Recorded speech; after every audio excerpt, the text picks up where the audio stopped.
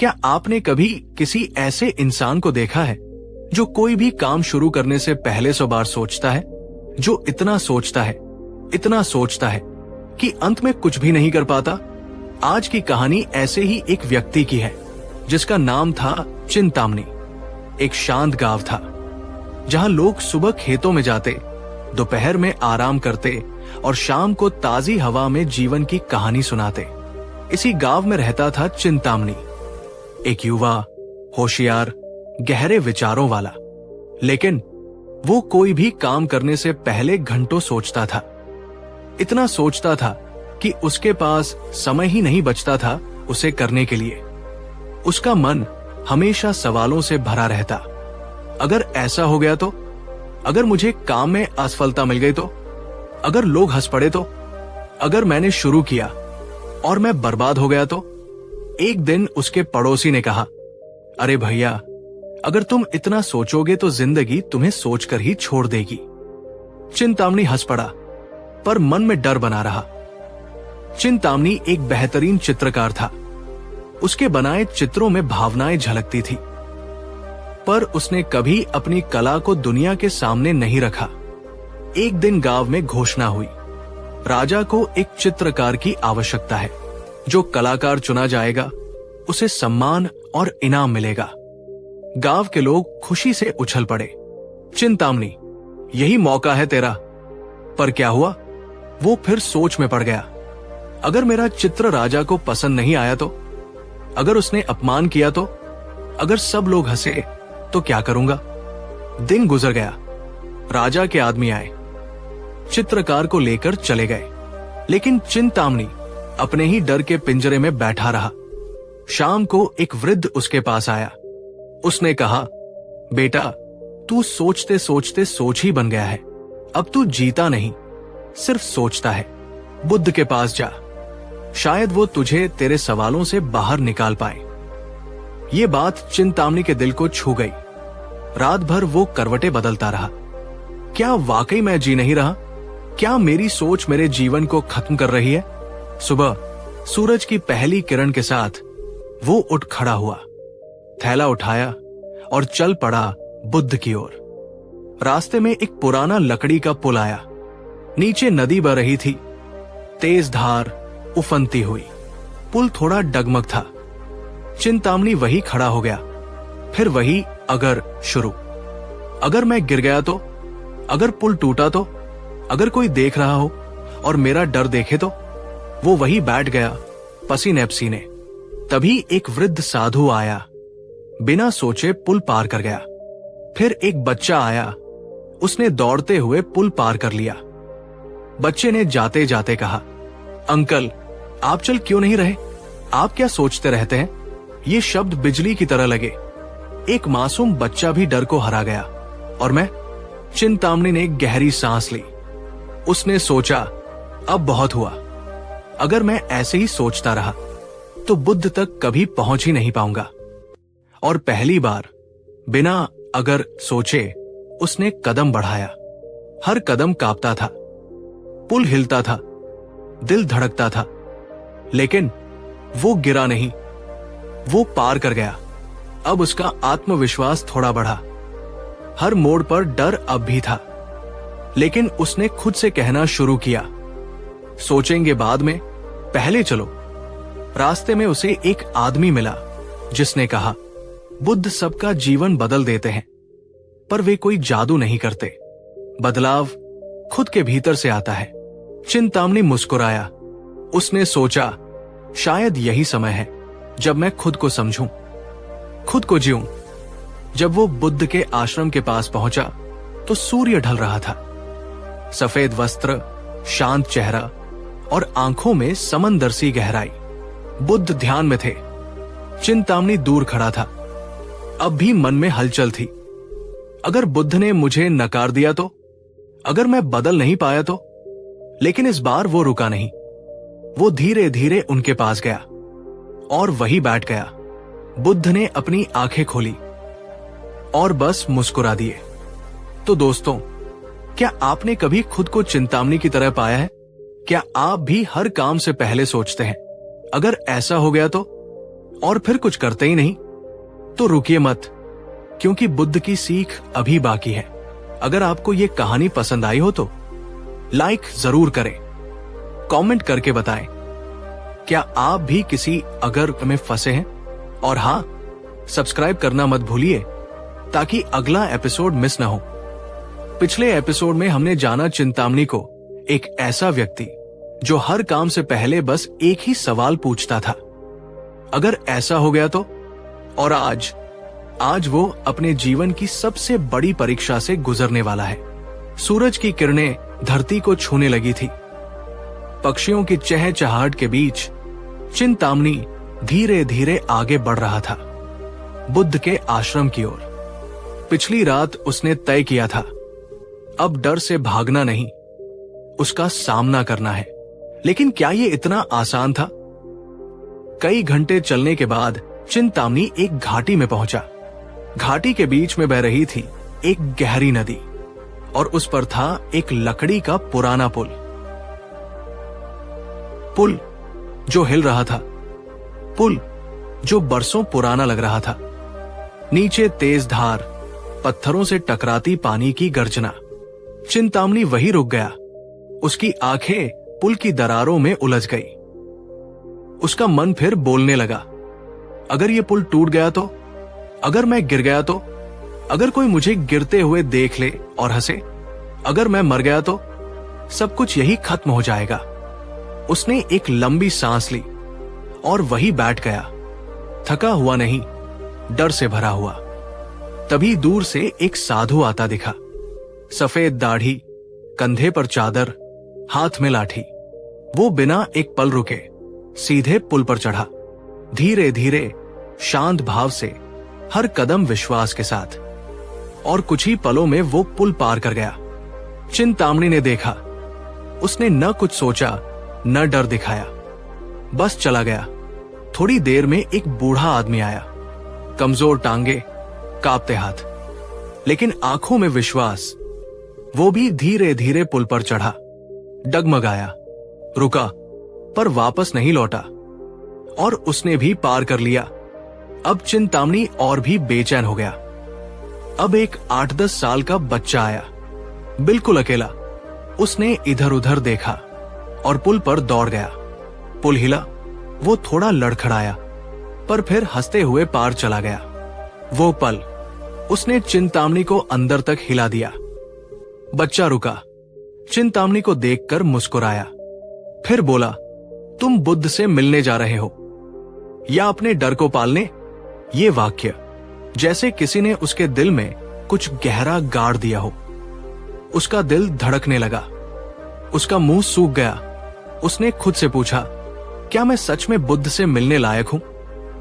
क्या मैं अपनी सोच से बाहर निकल सकता हूं? फिर अचानक वो वृद्ध की आवाज याद आई जो उसने गांव में सुनी थी, तू सोचते सोचते सोच ही बन गया है। और अब बच्चा, साधु, वृद्ध, सबने वही संदेश दिया था, चल, मत रुक। उसने उठने की कोशिश की, पैर कांप रहे थे, हवा और तेज हो गई थी, पानी की आवाज और डरावनी लग रही थी।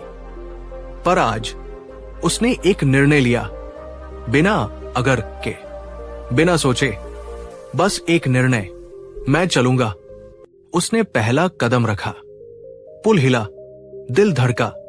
नहीं, सोचो मत, उसने खुद से कहा। दूसरा कदम, तीसरा, हर कदम डर से भरा, लेकिन हर कदम सोच से मुक्त। और अंत में पुल का अंतिम सिरा नजदीक था। अब उसका दिल तेजी से धड़क रहा था, लेकिन डर से नहीं, उत्साह से। और जैसे ही उसका आखिरी कदम जमीन पर पड़ा, उसने गहरी सांस ली। मैंने कर दिखाया, बिना अगर के। चिंतामणि अब नदी के उस पार था, वही बैठ गया, थका नहीं, बल्कि मुक्त।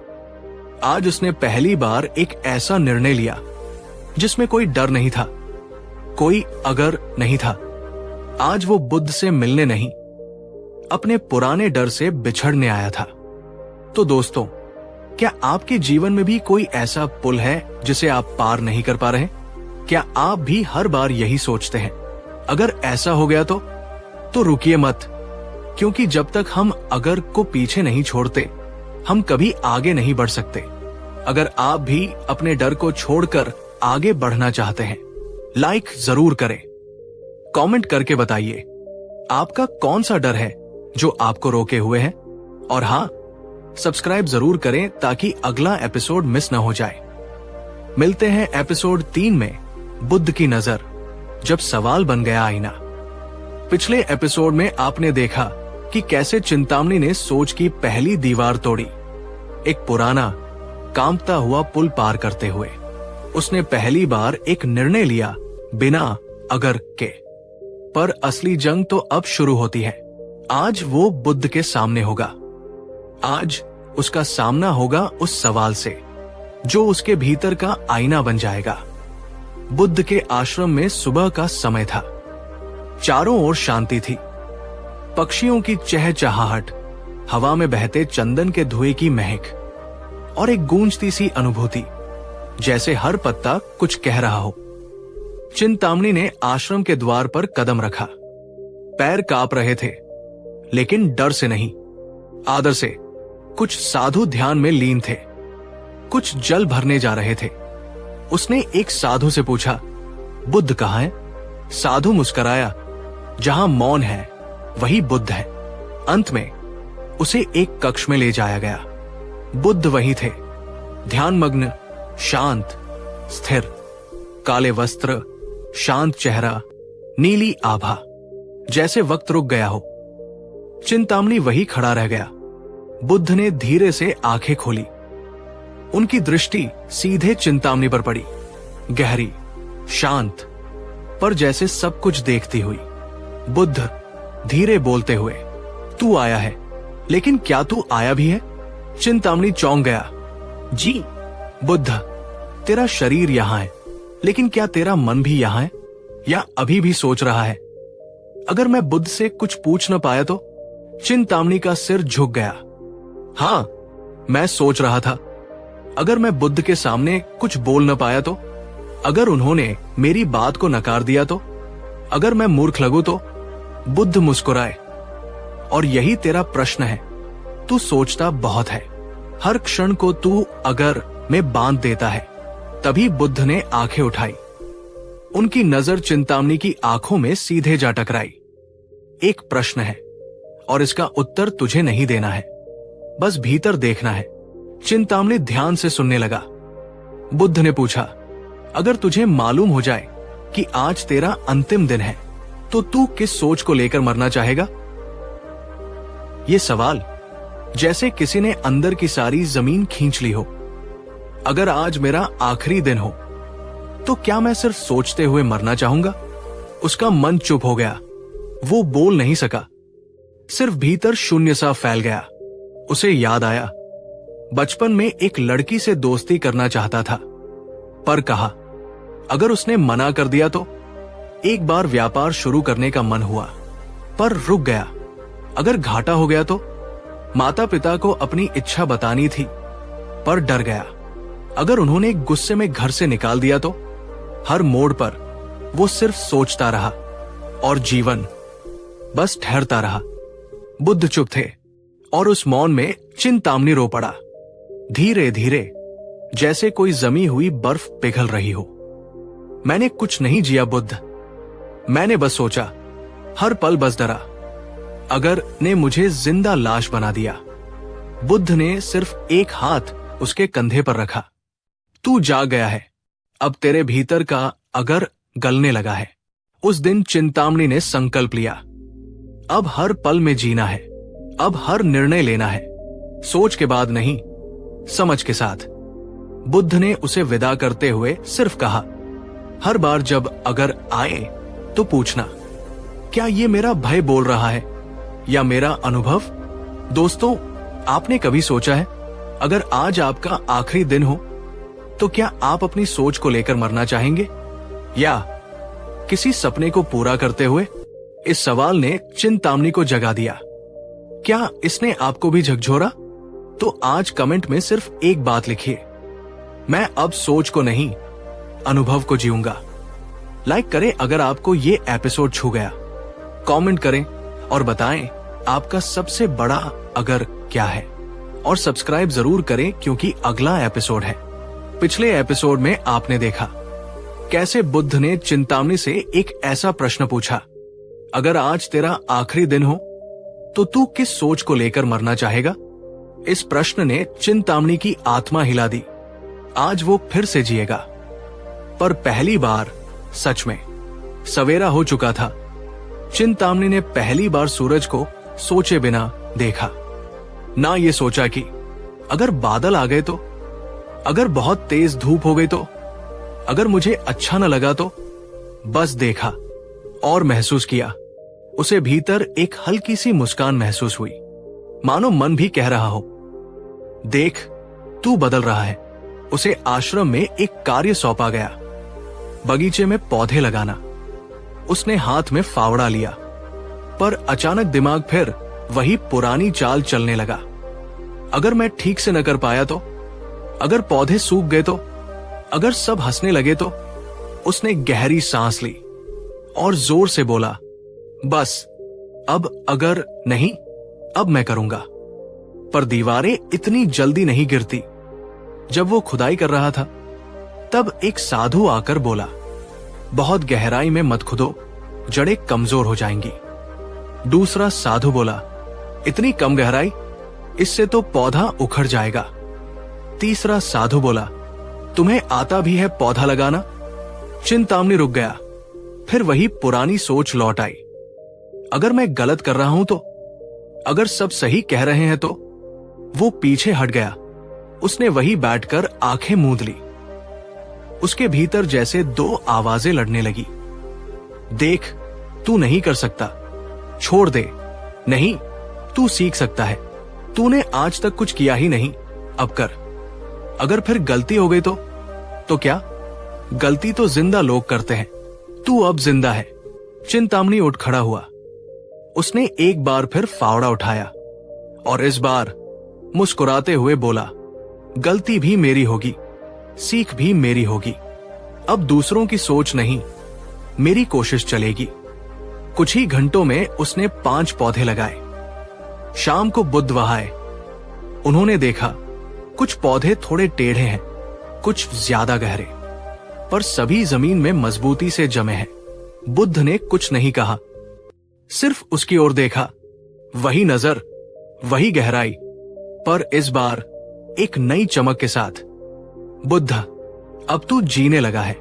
पहले तू सोचता था, अब तू करता है। यही तीसरी दीवार थी, दूसरों की सोच का डर। अब तूने उसे तोड़ दिया। रात को बुद्ध ने एक कथा सुनाई सबको। एक व्यक्ति था जो नदी पार करना चाहता था। वो नाव बनाता रहा सालों साल। हर बार नई तकनीक, नया डिजाइन। सोचता रहा, अगर डूब गया तो। एक दिन वो बूढ़ा हो गया और बिना नदी पार किए ही मर गया।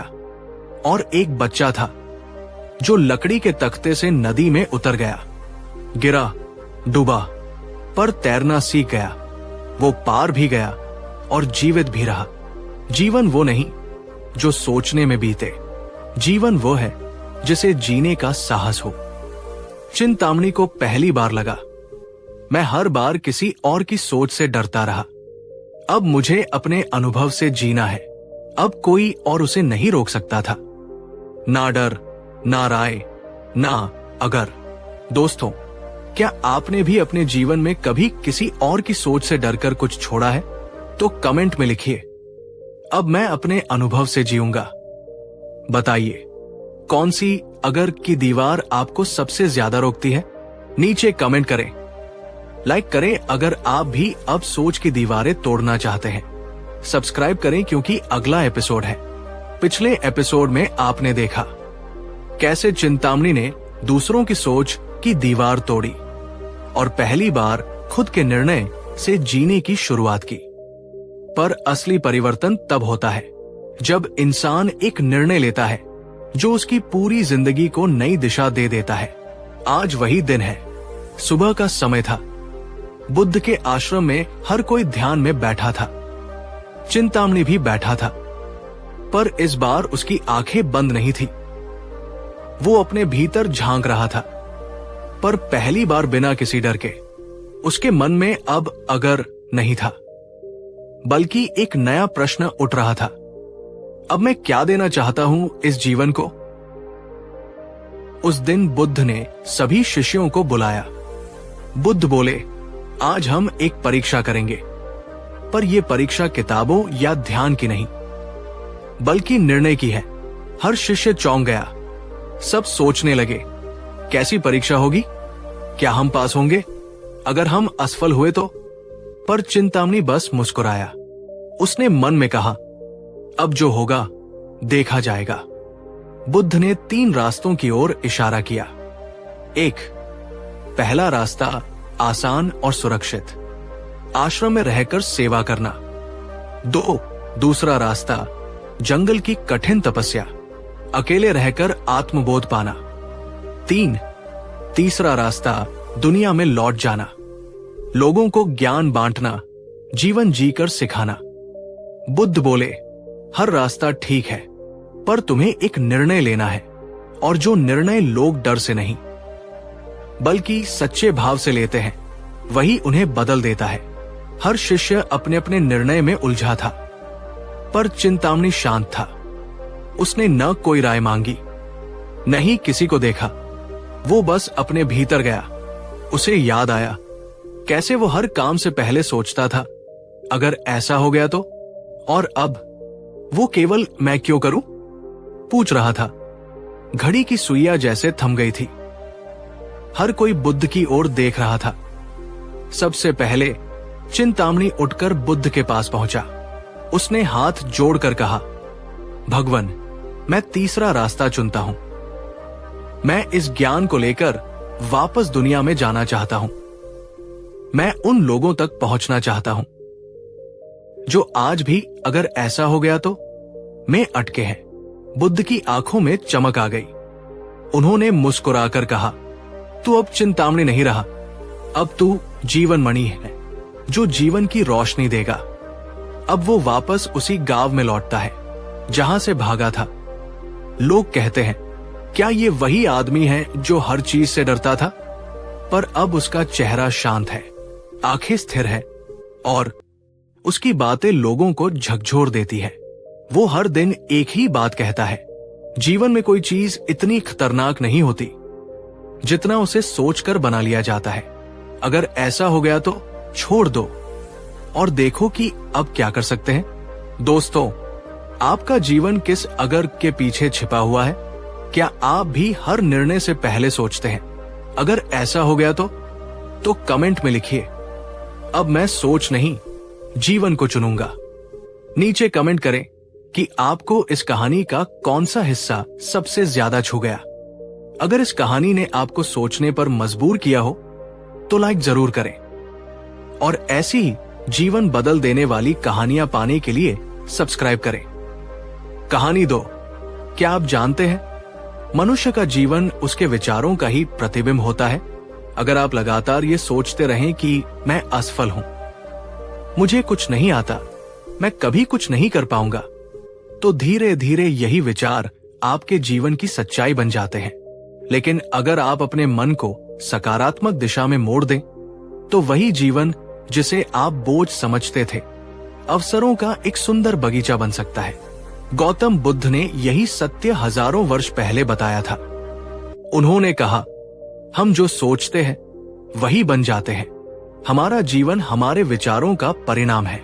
इस एक वाक्य में जीवन की दिशा बदल देने की ताकत है। बुद्ध जब राजकुमार सिद्धार्थ थे, तब उनका जीवन वैभव से भरा हुआ था। लेकिन जब उन्होंने जीवन के दुखों को देखा, बीमारी, बुढ़ापा, मृत्यु, तो उनका चिंतन बदल गया। और जैसे ही उनका विचार बदला, वैसे ही उनकी यात्रा भी बदल गई। राजा से सन्यासी और फिर बुद्ध बन जाना, ये सब विचारों की ही तो शक्ति थी। अब सोचिए, जब एक व्यक्ति अपने विचारों से स्वयं को बुद्ध बना सकता है, तो हम और आप क्यों नहीं अपने जीवन को बेहतर बना सकते? यहां से शुरू होती है हमारी आज की कहानी। बहुत समय पहले की बात है। एक युवक बुद्ध के पास आया। उसकी आंखों में निराशा थी, चेहरे पर थकान और मन में अस्थिरता। वो बोला, भगवान, मैं बहुत प्रयास करता हूं, मेहनत भी करता हूं, पर जीवन में कुछ भी अच्छा नहीं हो रहा। मैं बहुत अशांत और दुखी हूं। कृपा कर मुझे कोई उपाय बताइए। बुद्ध ने मुस्कुराकर उसे देखा और बोले, तुम्हारा दुख तुम्हारे विचारों का परिणाम है। तुम सोचते हो कि तुम दुखी हो, असफल हो, इसलिए वैसे ही बनते जा रहे हो। अगर तुम सोचो कि तुम शांत हो, समर्थ हो, तो यही सोच तुम्हारा भविष्य गढ़ेगी। युवक चौंका, क्या सोचने से कुछ बदलता है? बुद्ध ने कहा, सोच ही सबसे बड़ा बीज है। जैसे बीज वैसा ही पेड़, वैसे ही फल। अगर तुम नीम का बीज बोओगे, आम की उम्मीद नहीं कर सकते। वैसे ही अगर तुम भय, चिंता और असंतोष के बीज बोओगे, तो जीवन में सुख और सफलता कैसे आएगी? ये सुनकर युवक कुछ समझा नहीं। बुद्ध ने उसे एक प्रयोग करने को कहा। अगले 7 दिन तक केवल एक बात को हर सुबह उठते ही दोहराना, मैं शांत हूं, मैं समर्थ हूं, मैं सफल हूं। जो भी करो, ये भाव भीतर जीवित रखो, फिर 7 दिन बाद आकर बताना। युवक ने वही किया। शुरुआत में उसे झूठ सा लगा, क्योंकि उसके जीवन में सब कुछ उलझा हुआ था। लेकिन जैसे जैसे वह ये बातें दोहराता गया, धीरे धीरे उसकी चाल में आत्मविश्वास आने लगा। जहां पहले वो झिझकता था, अब बोलने लगा। जहां पहले घबराता था, वहां अब संयमित रहा। 7 दिन बाद वो फिर बुद्ध के पास आया। इस बार उसका चेहरा चमक रहा था। भगवान, मुझे समझ में आने लगा है, जैसे जैसे मैं अपने भीतर सोच को बदल रहा हूं, वैसे वैसे मेरा व्यवहार, मेरी ऊर्जा और मेरी दुनिया भी बदल रही है। बुद्ध मुस्कुराए, यही है विचारों की शक्ति। अब हम समझें कि ये बात हमारे जीवन में कैसे लागू होती है। जब हम बार बार नकारात्मक सोचते हैं, जैसे मेरे साथ ही क्यों होता है ऐसा, मैं कभी सफल नहीं हो सकता, लोग मुझसे बेहतर हैं, तो हमारा मस्तिष्क उसे सच मान लेता है। फिर वो उसी अनुसार हमारे भीतर भावनाएं और ऊर्जा उत्पन्न करता है, और धीरे धीरे हमारा व्यवहार और कार्य भी वैसा ही हो जाता है। यही कारण है कि आत्मसंवाद बेहद जरूरी है। अब आप सोच रहे होंगे, क्या केवल सोचने से ही सब बदल जाता है? उत्तर है हां, सोच से ही शुरुआत होती है। विचार, भावना, व्यवहार, आदत, जीवन। हर सफलता की शुरुआत एक सोच से होती है। एक किसान जब बीज बोता है, तो वो ये सोचकर बोता है कि इससे फसल होगी। वो एक बीज डालता है, लेकिन उम्मीद करता है सैकड़ों दाने मिले। ठीक वैसे ही अगर हम अपने जीवन में सफलता चाहते हैं, तो सकारात्मक सोच का बीज तो बोना ही होगा। अगर आपकी सोच ये होगी, मैं कोशिश करूंगा, मैं हार नहीं मानूंगा, मैं सीखूंगा, तो सफलता आपके पास जरूर आएगी। अब एक और कहानी सुनिए। एक बार एक व्यापारी बहुत परेशान था। उसका व्यवसाय ठप पड़ गया था।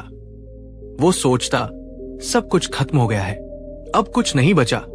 वो दिन रात चिंता में डूबा रहता। एक दिन उसके एक पुराने मित्र ने उसे कहा, क्यों न तुम ये मानो कि ये असफलता नहीं, एक नया मौका है। व्यापारी ने मुस्कुराकर कहा, कैसा मजाक है? मित्र ने कहा, तुम अभी केवल एक अंत देख रहे हो। अगर तुम इस सोच को बदलकर एक नई शुरुआत मान लो, तो सब बदल सकता है। व्यापारी ने पहली बार इस सोच पर ध्यान दिया। उसने फिर से योजना बनाई, नई दिशा में सोचना शुरू किया। धीरे धीरे उसने एक नया काम शुरू किया। इस बार वो ज्यादा सीख चुका था। कुछ ही महीनों में उसका व्यापार चल पड़ा। वो बोला, मेरा सब कुछ बदला, बस इसलिए क्योंकि मैंने सोचना बदल दिया। आप देख सकते हैं, विचार एक बीज की तरह है। वो बीज अगर सही है, तो पेड़ भी सही होगा। अब एक अभ्यास जानिए, जो बुद्ध के विचार पर आधारित है। हर सुबह उठिए और इन 3 बातों को जोर से बोलिए। 1, मैं आज शांत और संतुलित रहूंगा। 2, मैं अपने कार्य में सफल हो सकता हूं। 3, हर स्थिति में मैं कुछ अच्छा ढूंढूंगा। शुरू शुरू में आपको ये बात कृत्रिम लग सकती है, लेकिन यही अभ्यास आपके मस्तिष्क की दिशा को मोड़ देगा, जिसे विज्ञान में मन की पुनर्रचना, रिवायरिंग कहा जाता है। वो धीरे धीरे शुरू हो जाएगा। अब आप कहेंगे, पर जब जीवन में सब कुछ उल्टा पुल्टा हो, तब कैसे सकारात्मक सोचें? बिल्कुल सही प्रश्न है। बुद्ध ने इसका भी उत्तर दिया था। उन्होंने कहा, जब अंधकार बहुत हो तभी तो दीपक जलाने की जरूरत होती है। जब जीवन में परेशानी हो तभी तो सही सोच की सबसे अधिक आवश्यकता होती है। आप खुद सोचिए, अगर रास्ता साफ हो तो सब चल सकते हैं, लेकिन जब अंधेरा हो, कीचड़ हो, कांटे हो, तब जो सही सोच रखेगा वही मंजिल तक पहुंचेगा। सकारात्मक सोच का मतलब ये नहीं कि आप मुसीबतों से आंख मूंद ले। इसका मतलब है, मुसीबत के बावजूद मैं हार नहीं मानूंगा, मैं समाधान खोजूंगा, मैं हर अनुभव से कुछ सीखूंगा। बुद्ध यही सिखाते हैं, सोच को शुद्ध करो, दुनिया अपने आप सुंदर हो जाएगी। अब आखिर में एक सबसे महत्वपूर्ण बात, विचार अकेले नहीं चलते, उन्हें भोजन चाहिए, और वो भोजन है आपके आसपास का वातावरण। अगर आप ऐसे लोगों के साथ रहते हैं जो हर समय नकारात्मक बात करते हैं, दुनिया बहुत खराब है, कोई किसी का नहीं होता, आजकल कोई कामयाब नहीं होता, तो ये बातें आपके विचारों को भी विषैला कर देंगी। इसलिए बुद्ध कहते हैं, जैसे शरीर को अच्छा भोजन चाहिए, वैसे ही मन को अच्छे विचार चाहिए। अच्छा साहित्य पढ़िए, अच्छे लोगों से मिलिए, हर दिन कुछ क्षण शांति में बिताइए। जब आप अपने विचारों का ध्यान रखेंगे तो विचार आपके जीवन का ध्यान रखेंगे। इस पूरी चर्चा का सार ये है, आपका मन जैसा सोचता है वैसा ही आपका जीवन बनता है। अगर आप सोचेंगे कि आप सफल हो सकते हैं तो वही सोच आपको रास्ता दिखाएगी। अगर आप सोचेंगे कि मैं कुछ नहीं कर सकता तो वही सोच आपको रोक देगी। इसलिए बुद्ध का ये विचार केवल शब्द नहीं है, ये जीवन को पुनर्जीवित करने का मंत्र है। आज से ही अपने भीतर के बीजों को पहचानिए, गलत सोच के बीजों को निकाल दीजिए, सकारात्मक सोच के नए बीज बोइए, और फिर देखिए कैसे जीवन एक सुंदर बगीचा बन जाता है। तो मित्रों, ये था पहला एपिसोड, जैसा सोचोगे वैसा ही बनोगे। अगर कोई आपको अपशब्द कहे, अपमान करे और आप उसे प्रेम से देख ले, क्या आप कमजोर हैं या बुद्धिमान? आज का विषय है, क्रोध को प्रेम से जीतिए। गौतम बुद्ध ने कहा था, क्रोध को क्रोध से नहीं जीता जा सकता, क्रोध को केवल प्रेम से ही जीता जा सकता है। यही शाश्वत सत्य है। अब सोचिए, जब कोई हमसे बुरा व्यवहार करता है, हमें गुस्सा आना स्वाभाविक है, लेकिन अगर हम उसी गुस्से का जवाब गुस्से से दें तो हम भी उसी स्तर पर उतर जाते हैं। बुद्ध हमें इस स्तर से ऊपर उठने की सीख देते हैं। कहानी से शुरू करते हैं। बहुत समय पहले की बात है। गौतम बुद्ध एक गांव में अपने शिष्यों के साथ प्रवचन दे रहे थे। सैकड़ों लोग एकत्र थे, शांति, ध्यान और उपदेश सुनने। तभी एक व्यक्ति वहां आया और सीधे बुद्ध के सामने खड़ा हो गया। वो चिल्लाने लगा, तुम धोखेबाज हो, पाखंडी हो, तुम लोगों को बहका रहे हो। सब लोग चुप, शिष्य स्तब्ध। ऐसी निंदा बुद्ध के सामने कोई कैसे कर सकता है? लेकिन बुद्ध की मुद्रा शांत थी। उन्होंने उस व्यक्ति की ओर देखा और बोले, भाई, यदि कोई तुम्हें उपहार दे और तुम उसे स्वीकार न करो तो वो उपहार किसका रहेगा? व्यक्ति चौंका, जो देने वाला था उसी का रहेगा। बुद्ध मुस्कुराए, तो मैंने तुम्हारा क्रोध स्वीकार नहीं किया, अब ये क्रोध तुम्हारा ही रहेगा। भीड़ में सन्नाटा छा गया। व्यक्ति के चेहरे पर ग्लानि उतर आई। वो बुद्ध के चरणों में गिर गया। ये था प्रेम की जीत। ये थी बुद्ध की शिक्षा, क्रोध को प्रेम से कैसे हराया जाता है। अब बात करते हैं जीवन की। हम सभी कभी न कभी क्रोधित होते हैं। ऑफिस में, घर में, सड़कों पर, सोशल मीडिया पर। कहीं कोई बात हमारे स्वाभिमान को चोट करती है, कहीं किसी की अवहेलना हमें बर्दाश्त नहीं होती। प्रश्न ये है, क्या क्रोध करके हम समाधान तक पहुंचते हैं या उलझने और बढ़ जाती है? ज्यादातर मामलों में क्रोध रिश्तों में दरार डाल देता है, काम बिगाड़ देता है और सबसे बड़ी बात, मन की शांति को लूट लेता है। बुद्ध यही बताते हैं, क्रोध आग है जो पहले आपको जलाता है, फिर दूसरों को। अब हम एक और प्रसंग देखते हैं। एक दिन बुद्ध से एक राजा ने पूछा, भगवान, जब कोई मेरे राज्य में अपराध करता है तो क्या मुझे दंड नहीं देना चाहिए? बुद्ध बोले, दंड और न्याय में अंतर है। अगर तुम न्याय के लिए सजा दे रहे हो तो वो व्यवस्था है, पर अगर तुम क्रोध में आकर सजा दे रहे हो तो वो प्रतिशोध है, जो केवल अहंकार को शांत करता है, समाज को नहीं। राजा मौन हो गया। बुद्ध ने आगे कहा, अगर तुम क्रोधित हो तो निर्णय मत लो। जब तुम्हारा मन शांत हो तभी तय करो कि क्या उचित है। अब ये बात हमारे लिए कितनी महत्वपूर्ण है। कभी कभी हम गुस्से में आकर अपनों को बुरा कह देते हैं, गलत निर्णय ले लेते हैं, रिश्ते तोड़ देते हैं और बाद में पछताते हैं। बुद्ध कहते हैं, क्रोध आने पर मौन हो जाओ, शांत हो जाओ, धीरे धीरे वो भावना उतर जाएगी, फिर प्रेम से निर्णय लो, वही श्रेष्ठ होगा। अब एक आधुनिक कहानी पर आते हैं। राहुल एक युवा इंजीनियर था, बहुत मेहनती पर स्वभाव से गुस्सैल। अगर किसी सहकर्मी ने गलती कर दी तो वो तुरंत चिल्लाने लगता। अगर ट्रैफिक में कोई उसकी गाड़ी के सामने आ गया तो वो भद्दी गालियां देता। धीरे धीरे उसके दोस्त कटने लगे। ऑफिस में उसे रूड बॉस कहा जाने लगा। एक दिन उसकी मां ने उसे बुद्ध का एक वाक्य पढ़ाया, जो अपने क्रोध पर काबू नहीं रख सकता वो दूसरों को कभी प्रेम नहीं दे सकता। राहुल ने पहली बार इस बात पर ध्यान दिया। वो सोचने लगा, क्या मैं ऐसा ही इंसान बनना चाहता हूं? उसने एक अभ्यास शुरू किया। जब भी उसे गुस्सा आता वो 10 गहरी सांसें लेता, 5 मिनट तक मौन रहता। शुरू में मुश्किल था, पर कुछ ही हफ्तों में उसमें बदलाव आने लगा।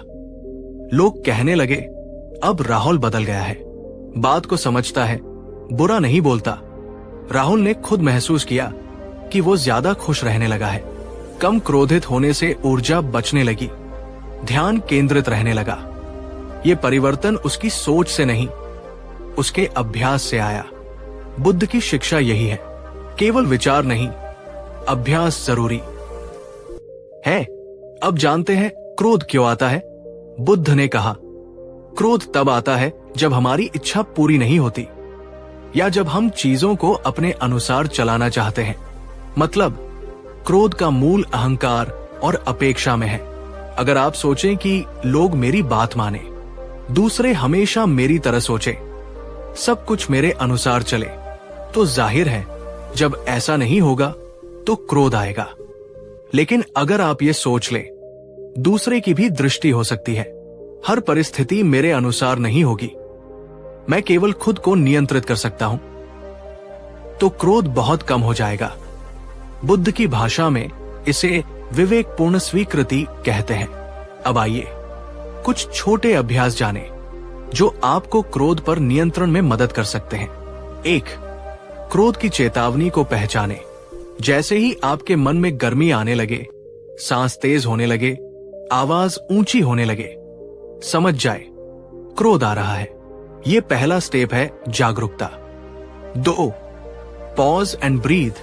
रुको और सांस लो, 5 गहरी सांसें लो, क्रोध की तीव्रता 70% कम हो जाएगी। 3.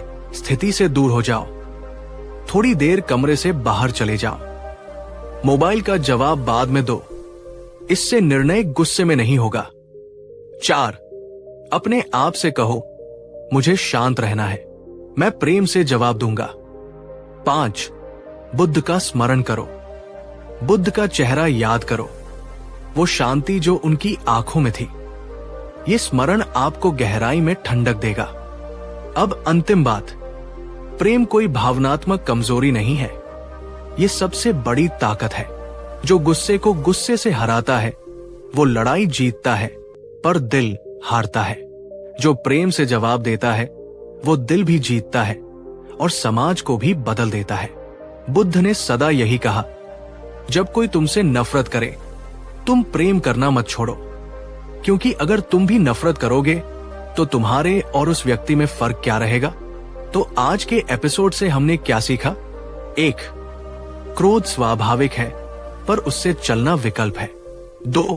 क्रोध में लिया गया निर्णय अक्सर पछतावे का कारण बनता है। 3. प्रेम ही क्रोध का सच्चा प्रतिकार है। 4. अभ्यास से हम अपने क्रोध पर नियंत्रण पा सकते हैं। 5. बुद्ध का रास्ता हमें भीतर से भी शांत और बाहर से भी प्रेममय बनाता है। अगर आपके पास करोड़ों रुपए हो लेकिन शरीर में जान न हो तो क्या वह दौलत किसी काम की है? आज हम बात करेंगे उस खजाने की जो हमारे पास है लेकिन हम अक्सर उसे नजरअंदाज कर देते हैं। स्वास्थ्य।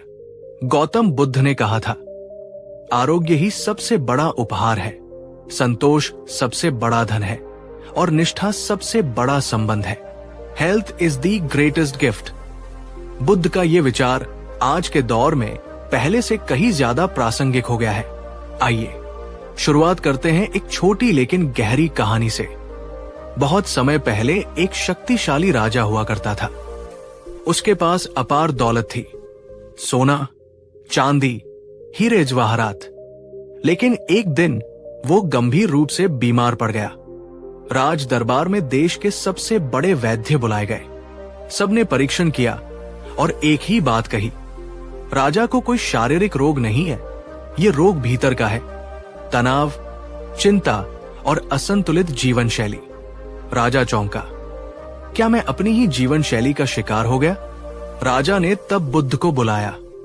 बुद्ध ने सिर्फ इतना कहा, राजन, यदि तुम्हारे पास सारी दुनिया हो लेकिन तुम्हारा शरीर साथ छोड़ दे तो क्या वह दुनिया तुम्हें सुख दे पाएगी? राजा मौन हो गया। वो समझ गया कि उसका असली धन उसकी सेहत थी, जिसे उसने पद, प्रतिष्ठा और आराम के पीछे छोड़ दिया था। उस दिन से राजा ने अपने दिन की शुरुआत योग, ध्यान और पौष्टिक भोजन से शुरू की। राज्य में स्वास्थ्य शिविर लगाए गए। लोग कहते हैं उस राजा की उम्र 90 वर्ष से भी अधिक हुई, सिर्फ इसलिए क्योंकि उसने समय रहते बुद्ध की बात मान ली थी। अब जरा अपने जीवन की ओर नजर डालें। हम में से कितने लोग हैं जो सुबह उठते ही मोबाइल पर सोशल मीडिया स्क्रॉल करने लगते हैं, नाश्ते में बिस्कुट या चाय से काम चला लेते हैं, घंटों कुर्सी पर बैठकर कंप्यूटर पर काम करते हैं लेकिन शरीर को हिला तक नहीं पाते और फिर शाम को थके हुए दिमाग और भारी शरीर के साथ घर लौटते हैं। ये सब धीरे धीरे हमारी जीवन ऊर्जा को खा रहा है। बुद्ध ने स्वास्थ्य को सबसे बड़ा धन कहा क्योंकि बाकी सारे खजाने इस धन के बिना व्यर्थ हैं। तो अब सवाल उठता है, अच्छा स्वास्थ्य क्या है? बुद्ध कहते हैं, स्वास्थ्य केवल शरीर का नहीं, मन और आत्मा का संतुलन है। एक व्यक्ति तब स्वस्थ है जब उसका शरीर हल्का और ऊर्जावान हो, उसका मन शांत और संतुलित हो और उसकी आत्मा प्रसन्न और जागरूक हो। अब समझते हैं बुद्ध की जीवन शैली से 5 सूत्र जो आपको स्वस्थ, शांत और सजग बना सकते हैं। 1. सुबह का नियम दिन की दिशा तय करता है। बुद्ध सदा ब्रह्मा मुहूर्त सुबह 4 बजे उठते थे। क्यों? क्योंकि ये समय वातावरण की ऊर्जा के साथ आपके शरीर और मन को जोड़ने का श्रेष्ठ समय है। आज की जीवन शैली में भले 4 बजे न हो सके, पर सुबह 6 बजे तक जागना और 30 मिनट ध्यान या प्राणायाम करना, ये आपके शरीर को संजीवनी देता है। सुबह का मंत्र, आज मैं अपने शरीर और मन का सम्मान करूंगा। 2. भोजन बुद्ध की तरह ध्यानपूर्वक और सीमित मात्रा में। बुद्ध भोजन को सिर्फ पेट भरने के लिए नहीं, एक साधना की तरह लेते थे। वे भोजन करते समय मौन रहते, ध्यान लगाते, हर कौर को अनुभव करते। हम क्या करते हैं? मोबाइल देखते हुए खाना, टीवी के सामने बैठकर चिप्स खाते हुए शो बिंज करना, या फिर 2 मिनट में फास्ट फूड से पेट भर लेना। यही कारण है पाचन बिगड़ता है, शरीर थकता है, मन चिड़चिड़ा हो जाता है। बुद्ध का सिद्धांत था, भोजन करो लेकिन उतना ही जितना जरूरी हो। ओवर ईटिंग से शरीर में आलस्य और रोग पैदा होते हैं। भोजन का मंत्र, मैं जो खा रहा हूं वही मेरा भविष्य बनेगा। 3. ध्यान, मानसिक विष को निकालने का उपाय। बुद्ध ने संसार को जो सबसे बड़ा उपहार दिया वो था विपश्यना ध्यान। ये ध्यान विधि मानसिक अशुद्धियों को धीरे धीरे बाहर निकालती है। मन का तनाव, चिंता, जलन, डर, गुस्सा, ये सब अंदर जमा जहर है। अगर हम इन्हें बाहर नहीं निकालेंगे तो ये बीमारी बनकर शरीर को खोखला कर देंगे। हर दिन 15 मिनट की सांसों पर ध्यान आपको मानसिक और भावनात्मक रूप से स्वस्थ बना सकता है। ध्यान का मंत्र, मैं इस क्षण में हूं, यही मेरी शांति है। 4. शरीर को हिलाओ, जड़ता से मुक्ति। बुद्ध के समय में लोग चलते थे, श्रम करते थे, उनका जीवन सक्रिय था। आज हम घंटों तक एक ही मुद्रा में बैठे रहते हैं। ये निष्क्रियता लाइफस्टाइल डिजीजेस को न्योता देती है, जैसे मोटापा, डायबिटीज, हृदय रोग। आपको रोज कुछ न कुछ शारीरिक व्यायाम करना चाहिए। तेज चलना, योग करना, रस्सी कूदना, नृत्य करना, कुछ भी जो शरीर को गति दे। व्यायाम का मंत्र, हर दिन थोड़ी मेहनत लाती है लंबी उम्र और ऊर्जा। 5. नींद, शरीर की मरम्मत की शक्ति। बुद्ध रात्रि में समय पर सोने के पक्षधर थे। उन्होंने कहा, शरीर को आराम दो पर आलसी मत बनो। अर्थात पर्याप्त नींद जरूरी है, लेकिन दिन भर सुस्ती नहीं। आज हम देर रात तक मोबाइल पर स्क्रॉल करते रहते हैं और सुबह देर से उठते हैं, फिर दिन भर थकावट बनी रहती है। नींद पूरी न हो तो आपकी इम्यूनिटी, एकाग्रता और भावनात्मक स्थिरता प्रभावित होती है। नींद का मंत्र, अच्छी नींद, अच्छा जीवन, ये शरीर की सबसे बड़ी दवा है। अब बात करते हैं बुद्ध के अनुयायियों की, जो ध्यान, संयमित भोजन, सीमित वाणी और साधारण जीवन शैली अपनाते हैं। कई शोधों में पाया गया है कि बौद्ध भिक्षुओं का जीवन काल सामान्य लोगों से ज्यादा होता है। क्यों? वे क्रोध नहीं करते, वे अति नहीं करते, वे संतुलन में जीते हैं। यही जीवन शैली उनके स्वास्थ्य को संजो कर रखती है। अब अंत में सवाल उठता है, हम इस जीवन शैली को कैसे अपनाएं? बुद्ध ने कभी ये नहीं कहा कि आप जंगल जाएं या भिक्षु बने। उन्होंने सिखाया कि घर में रहकर भी आप स्वस्थ और शांत जीवन जी सकते हैं। इसके लिए आपको चाहिए 1. संयमित दिनचर्या, सुबह जल्दी उठें, रात को समय से सोए। 2. सात्विक भोजन, घर का पका, हल्का और पौष्टिक भोजन ले। 3. नियमित ध्यान, दिन में 15 मिनट अपने सांसों पर ध्यान दे। 4. शारीरिक सक्रियता, हर दिन 30 मिनट शरीर को हिलाए। 5. क्रोध, चिंता और ईर्ष्या से दूरी, ये मानसिक रोग है जो शरीर को भी बीमार बनाते हैं। बुद्ध की सबसे बड़ी शिक्षा यही है, अपने शरीर और मन की रक्षा करो, यही तुम्हारा सबसे बड़ा धर्म है। आज हम बड़ी बड़ी गाड़ियां, ब्रांडेड कपड़े और आलीशान घर चाहते हैं, लेकिन भूल जाते हैं कि अगर शरीर ही नहीं रहेगा तो ये सब किसके लिए? तो आइए आज से एक संकल्प ले, मैं अपने स्वास्थ्य को प्राथमिकता दूंगा। मैं हर दिन थोड़ा वक्त अपने शरीर और मन को दूंगा, क्योंकि यही मेरा असली धन है।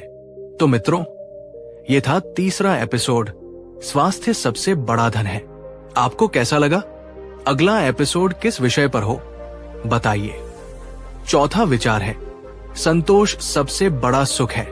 क्या कभी ऐसा हुआ है कि आपके पास सब कुछ होते हुए भी आप बेचैन थे और किसी गरीब को देखकर सोचा हो, ये कैसे इतना खुश है?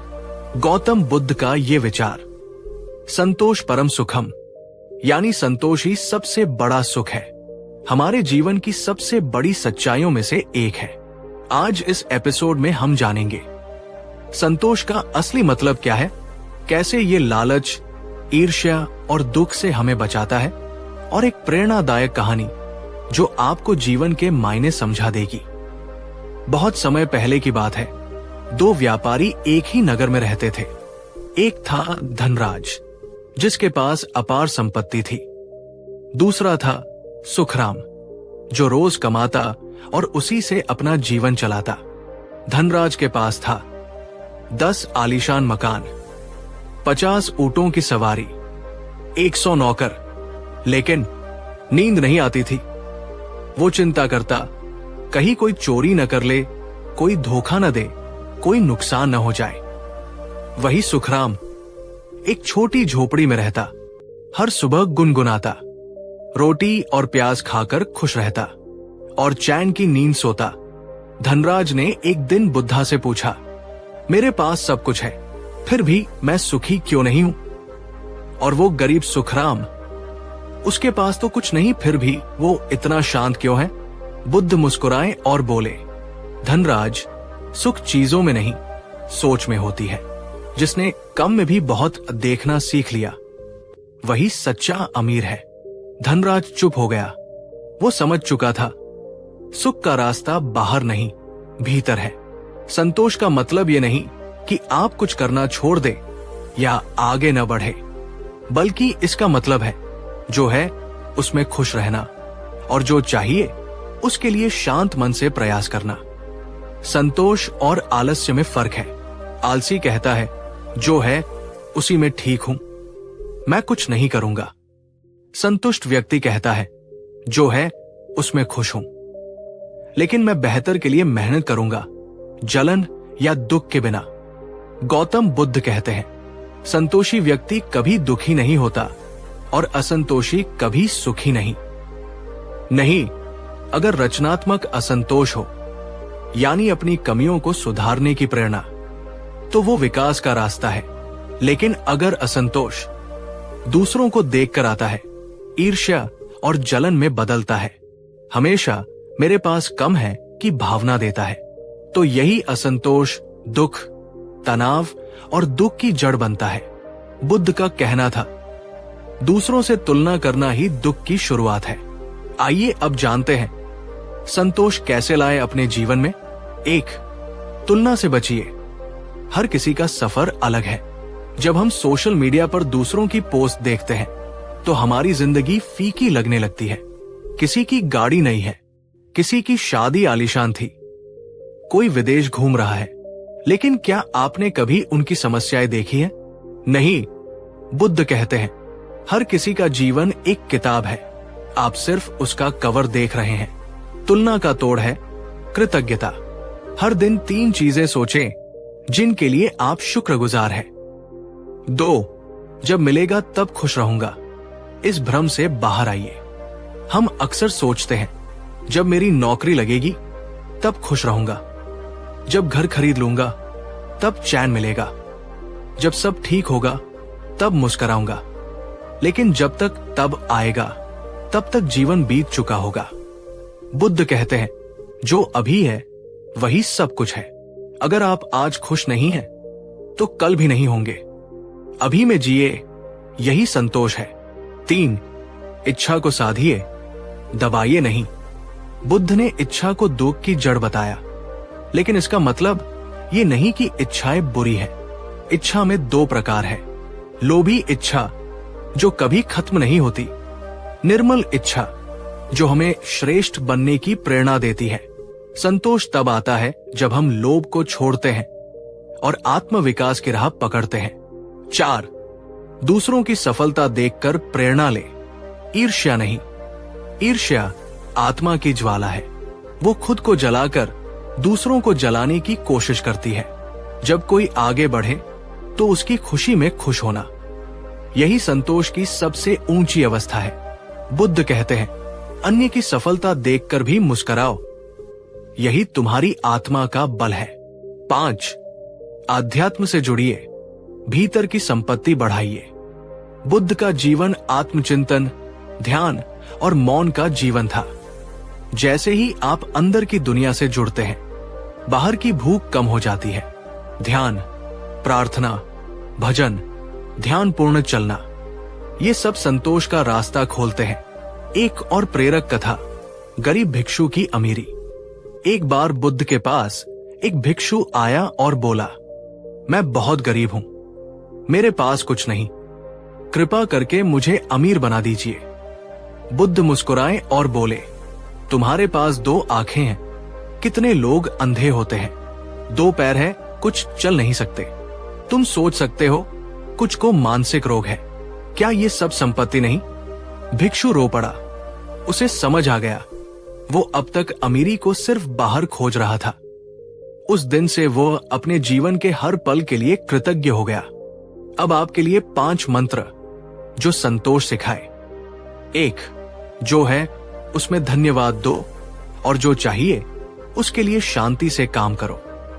2, दूसरों से तुलना नहीं, प्रेरणा लो। 3, खुशी की शर्त मत बनाओ, अभी में जियो। 4, हर दिन कृतज्ञता प्रकट करो, यही भीतर का खजाना है। 5, साधारण जीवन सबसे सुंदर जीवन होता है। अंतिम संदेश गौतम बुद्ध की वाणी में।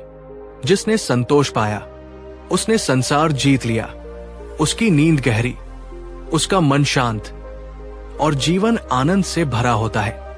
तो मित्रों, यही था 4था एपिसोड। संतोष सबसे बड़ा सुख है, एक ऐसा विचार जो आपकी सोच को बदल सकता है। क्या आप तैयार हैं 5वें एपिसोड के लिए? 5वां विचार है, क्रोध को प्रेम से जीतिए। एक ऐसी शिक्षा जो जीवन के सबसे मुश्किल रिश्तों को भी ठीक कर सकती है। अगर आप चाहते हैं तो मैं तुरंत अगला एपिसोड लिखना शुरू कर सकता हूं। क्या आपने कभी किसी को माफ कर दिया जो आपको सबसे ज्यादा दुख दे गया था?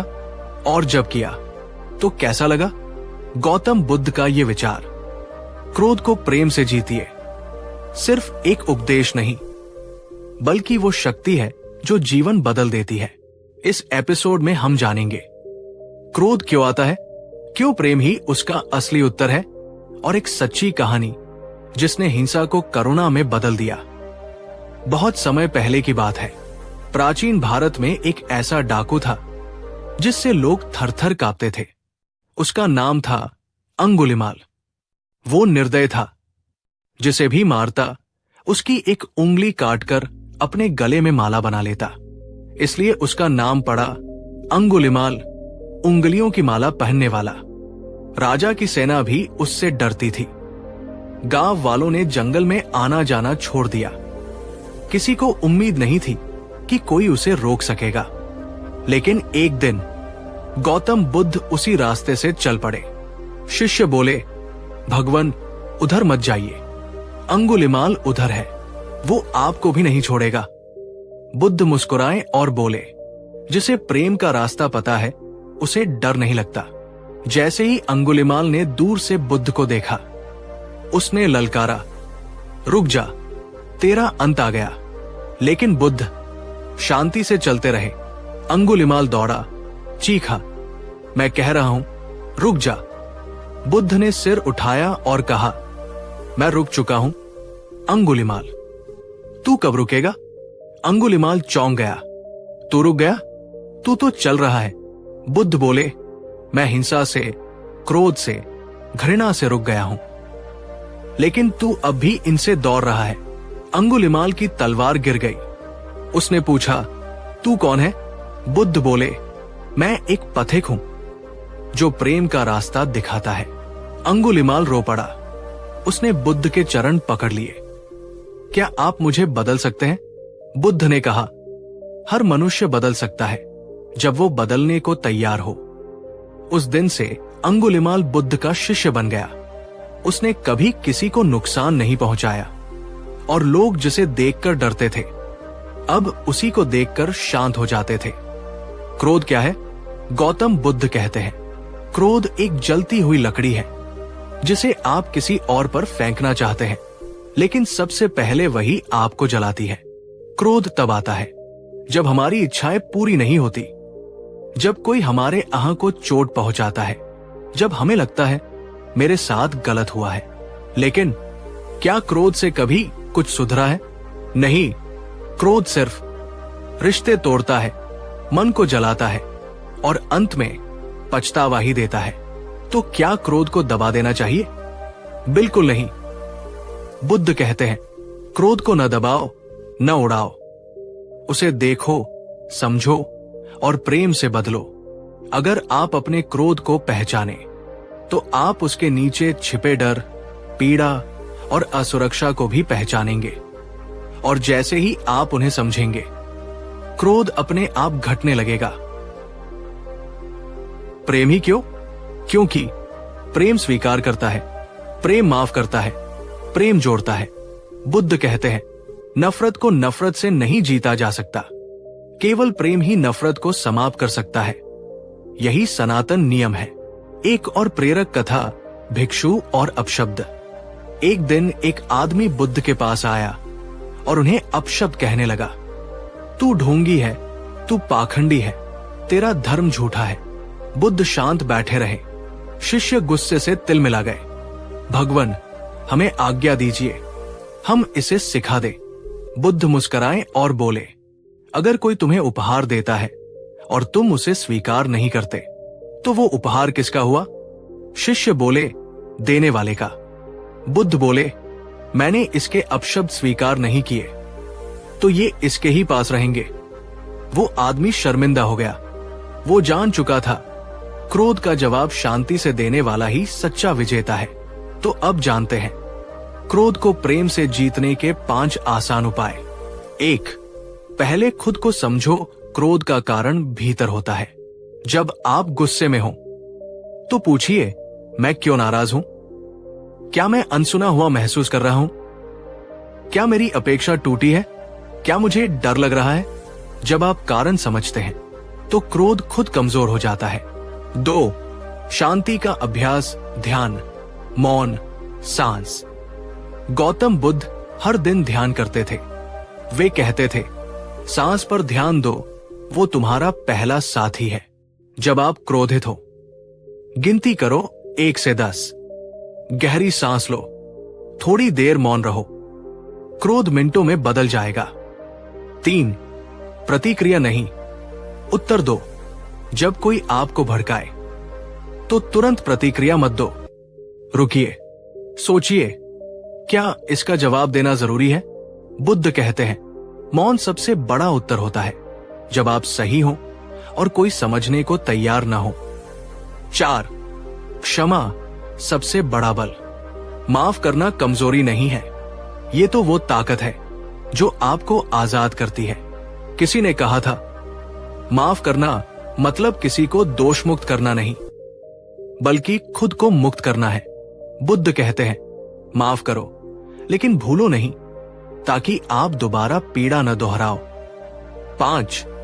प्रेम से देखो, हर क्रोधित व्यक्ति भीतर से टूटा होता है।